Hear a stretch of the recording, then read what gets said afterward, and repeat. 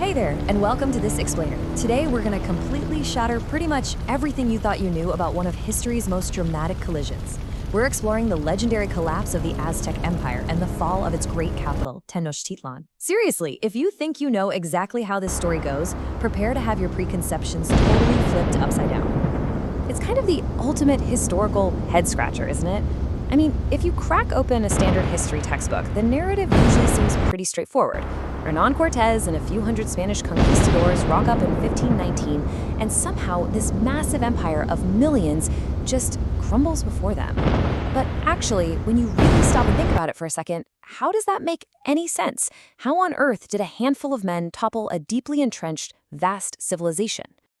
Okay, let's dive right into this. The popular myth claims that the Spanish won strictly because they had superior tech. You know, that their steel swords, shiny armor, and horses were just unstoppable against a supposedly primitive foe. But the reality recorded in the historical sources is vastly different.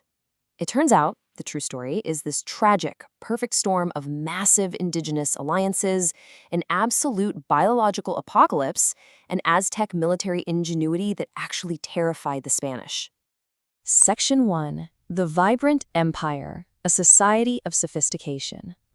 Before we can even talk about how the empire fell, we absolutely have to understand the incredible heights at which it stood. The Aztec civilization wasn't just some military machine. It was a highly organized, thriving society. Just look at how structured their daily lives were. We've got a clear division of classes, from the upper-class Pippleton handling government and religion, to the middle and lower-class Musawalton acting as farmers, merchants, and warriors. But honestly, the most mind-blowing part, the Aztecs provided free, mandatory education to all children, regardless of their social class. No, really. That is a level of societal investment that easily rivaled and arguably exceeded contemporary Europe. The nobility learned leadership at the Camulcac, while commoners mastered trades and warfare at the Telpocali. And this sophisticated structure extended right down to their food supply, all humming along perfectly long before the Columbian Exchange brought over European livestock. The Aztec diet was incredibly diverse and highly nutritious. It was built mainly on maize, which had been grown in Mexico for thousands of years. But they mixed that up with beans, squash, tomatoes, and, yeah, chocolate. For protein, they relied on local sources: ducks, turkeys, fish, and even dogs. This was a massive, self-sustaining agricultural engine powering millions of people, supporting huge urban centers with these brilliant floating gardens that completely blew the minds of the first Europeans who saw them. Section 2. Weapons that shocked Spain. So when the Spanish soldiers marched into central Mexico in 1519, they were practically oozing confidence, expecting an unorganized enemy swinging sticks and stones. Instead, they walked right into a highly advanced military culture wielding weapons like the maquihuahuitl. This was probably the most famous and definitely the most feared weapon in the Aztec arsenal. It wasn't made of steel. It was a heavy hardwood club meticulously edged with obsidian, volcanic glass.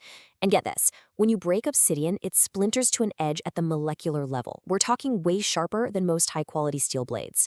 Aztec warriors would use the flat side to strategically daze and capture enemies, and then use those razor-sharp glass edges to inflict just horrifying, visceral wounds on the battlefield. What's truly fascinating here is the sheer level of respect and, honestly, the sheer terror this weapon commanded from the invaders. When you read primary sources from Spanish chroniclers, they fully admit that these weapons, quote, cut much better than our swords. The Spanish conquistadors realized incredibly fast that they were completely outmatched in close-quarters cutting power. Imagine the psychological impact of facing seasoned warriors who are swinging glass sharp enough to literally decapitate a horse. And the surprises didn't stop with the weapons. The armor situation is just an amazing twist of historical irony. The Spanish showed up wrapped in heavy steel plates, which, as you can guess, were incredibly hot and super cumbersome in the humid Mexican climate. Plus, steel is surprisingly vulnerable to the heavy, blunt force of those Aztec clubs. The Aztecs, on the other hand, were ishkahupili, thick, quilted cotton padding. It was lightweight, it breathed well, and it was incredible at absorbing shock and stopping arrows. In fact, it was so vastly superior for this specific type of warfare that a ton of Spanish conquistadors actually stripped off their own precious European steel and started wearing the Aztec cotton armor instead. Okay, but what about range, or the totally new, terrifying threat of Spanish horses? Well, the Aztecs had ingenious solutions for those, too. The atlotl was a spear thrower that launched darts with such extreme, focused velocity that they could cleanly pierce right through Spanish shields and cotton armor. And to deal with the cavalry, they used the tepostopili, this massive man-height polearm also edged with that razor-sharp obsidian. In the tight, narrow urban streets of Tenochtitlan, which were completely lined with canals and bridges, these weapons effectively neutralized the advantages the Spanish thought they had with their horses. Section 3. The Invisible Killer, the Turning Point. Up to this point, the Aztecs were more than holding their own militarily. In fact, they were actually pushing the invaders to the brink. In June of 1520, during an event the Spanish bitterly named La Noche Triste, or the Sad Night, the Aztecs rose up in this massive, coordinated counterattack. They successfully forced Cortés and his men to flee Tenochtitlan under the cover of darkness. The Spanish suffered tremendous casualties and lost a huge chunk of their looted treasure in the muddy lake. So the whole idea of easy, uninterrupted European military dominance, it's complete fiction. The Aztecs literally had them beat. But then, while Cortés was retreating and trying to rebuild his forces in Tlaxcala, an invisible killer swept through the Aztec capital. Between 2 and 5 million indigenous people died in the ensuing months. To put that into perspective, the sheer scale of this biological catastrophe is almost impossible to comprehend. So the absolutely crucial takeaway here is that this wasn't just a military defeat, it was a full-blown societal apocalypse. Smallpox, a disease entirely unknown in the Americas, had arrived. Because the indigenous population was highly homogeneous genetically and had absolutely zero built-in immunity, the virus was totally unstoppable. While European populations at the time might lose, say, 10% to a localized outbreak, the Aztecs lost an estimated 1/3 to 1/2 of their entire population in a single, terrifying wave. You can easily see how this created a devastating domino effect. The virus reportedly arrived via a single Spanish soldier named Francisco Eguía, and it spread like wildfire. Because literally everyone was vulnerable at exactly the same time, there were zero healthy caregivers left. Imagine this magnificent city where people are dying of thirst and starvation in their own beds, just as often as they're dying from the disease itself. Homes essentially became tombs, and worse still for their defense, the military chain of command was totally shattered.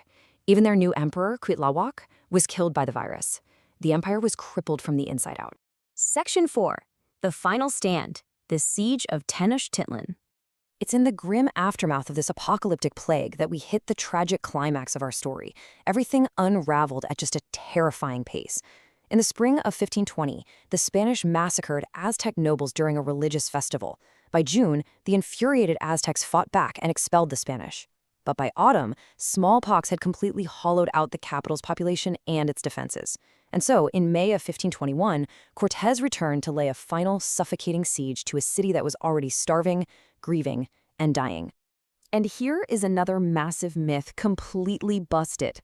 Cortés did not march back to Tenochtitlan with just a few hundred Spaniards. No way. He returned backed by a colossal army of anywhere from 50,000 to 200,000 native allies. Groups like the Tlaxcaltecs, who had long chafed under Aztec expansion and heavy tribute demands, saw a golden opportunity to finally overthrow their rivals. This wasn't a simple European conquest. This was a massive Mesoamerican civil war, heavily manipulated by the Spanish. Leading the desperate final defense was Cuauhtémoc, the last Aztec king, and his resistance was incredibly fierce.